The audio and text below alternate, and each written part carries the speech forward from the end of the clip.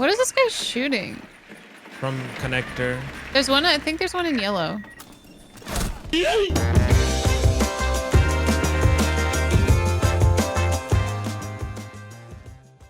What's up, dudes? Welcome to another Operator How-To, featuring one of the most dappered out gentlemen in Rainbow Six's history, Flores. And he's even more dappered out thanks to this video's sponsor, Ridge Wallet. Stylish and durable, Ridge Wallets are designed with simplicity in mind to keep all of your cards and cash in a place that serves its function efficiently without taking up too much space in your front pocket. If you're not familiar with the design, a Ridge Wallet basically consists of two pieces of hard material stuck together with an elastic band that can be pulled back to hold up to 12 cards.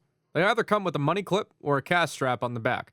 The money clip is a bit more of a traditional design, whereas the cash strap is a bit slimmer. I personally made the switch to Ridge about 2 years ago, and I can never see myself going back. At one point, an old grandpa wallet of mine fell out of my pocket, and then all my cards and cash fell all over the dang place. Here's what happens when a Ridge Wallet falls to the ground. Make the switch to a practical, stylish, and modern way to organize your personal items by going to ridge.com/Gregor and using the code Gregor. Will get you 10% off. If you don't like it, you can return it absolutely free. Backed by a lifetime warranty. The link is in the description, and thanks again as always to Ridge Wallet for sponsoring this Operator How-To. Flores is a 2-speed attacking support operator equipped with the primary options of either a full auto AR or a DMR. Secondary gadgets consist of either flashbangs or a claymore. I personally run flashbangs, more on that later. He's also got the Russian alien blaster, typically referred to by nerds as the GSH-18, or by everybody else as the Gush, or by myself as the Gusher.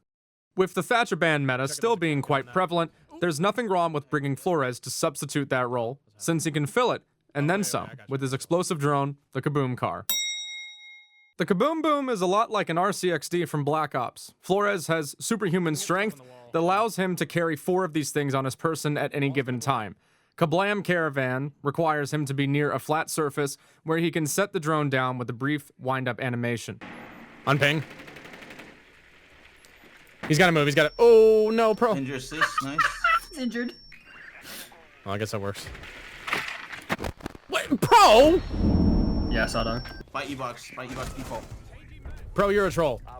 I hit him with an impact grenade. You blew up He was two my of— kill. you blew up 2 of my RCXDs, bro. The drone will start moving forwards until a timer runs out, or until one activates the device with left click, or whatever you console players use. After either of those things happen, the drone will turtle up with bulletproof armor, and then detonate with enough force to take out defender gadgets and maybe even defenders themselves if they're too close. The drone makes a decent amount of noise indicating where it is coming from, has a bright light attached to it, and can only go forwards. It cannot stop in place, and it cannot go backwards. There are no brakes on this ride. The drone can jump just as high as a normal drone, and that can make for some interesting plays, because if you activate its explosive phase while in midair, it will stick to flat surfaces and then detonate. You can also use the jumping feature of the drone to get it into high places and blow up gadgets that have been placed there. If Flores decides to get off his drone before activating the detonation, the drone will keep moving forward in a straight line until it reaches the timer. You'll be forgiven for thinking that Flores is basically Spicy Twitch, but while Twitch can carefully dispose of gadgets over the course of a round with her unlimited tasers, Flores' Boom Boom makes its presence a lot more obvious. Ideally, you should be as close to the target as you can be while deploying, but too close and you can set yourself as an easy target while you guide the drone.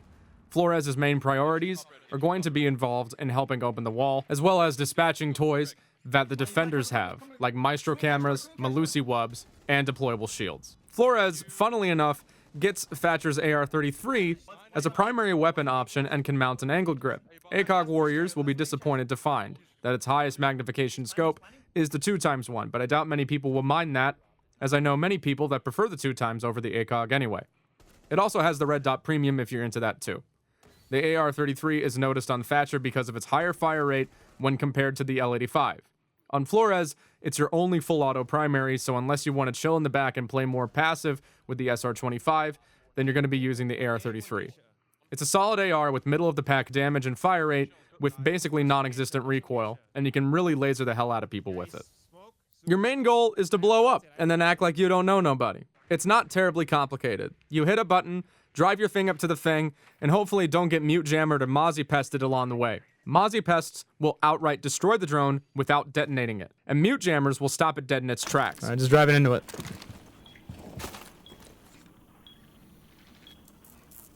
Yep, that's what it does, and then if you shoot the jammer out, this is what happens.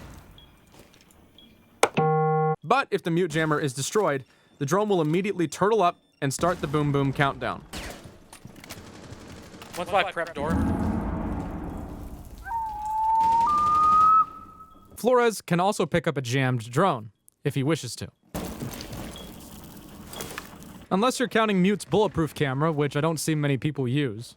Mute and Mozzie don't provide any bulletproof utility, so this forces defenders to make a trade-off in terms of operator selection, and ensures that they can't just stack tons of stuff with 5 different characters, since they'll need something to counter more than just frag grenades.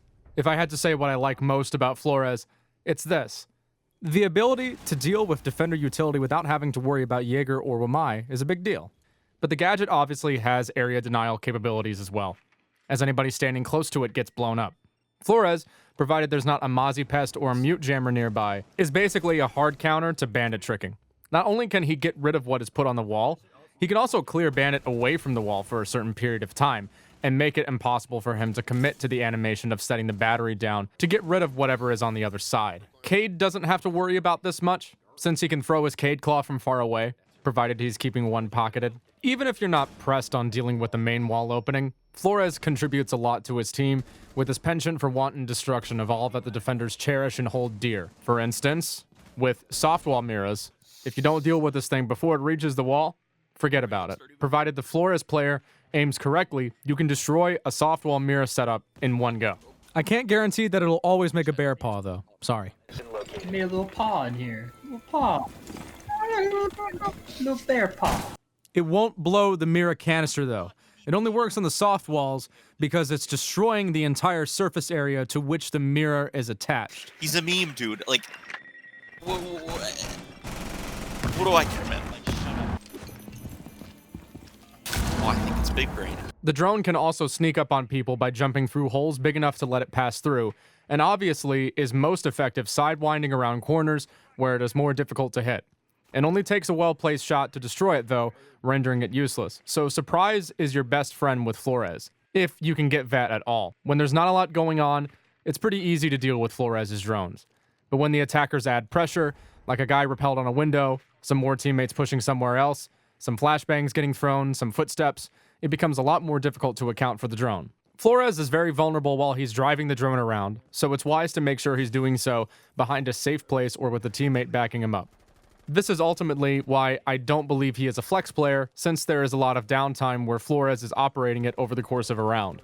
When the diffuser is planted, Flores' priority changes from clearing enemies and util, and turns into making sure enemies can't push where they want to.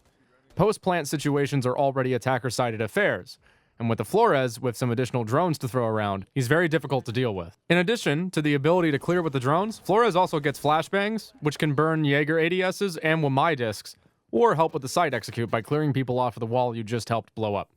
I don't think the Claymore is a bad pick for him, but I like the ability to play off of your hard work and take gunfights as quickly as possible. And you'll be gathering a lot of intel for your team, since you'll be driving drones around a lot.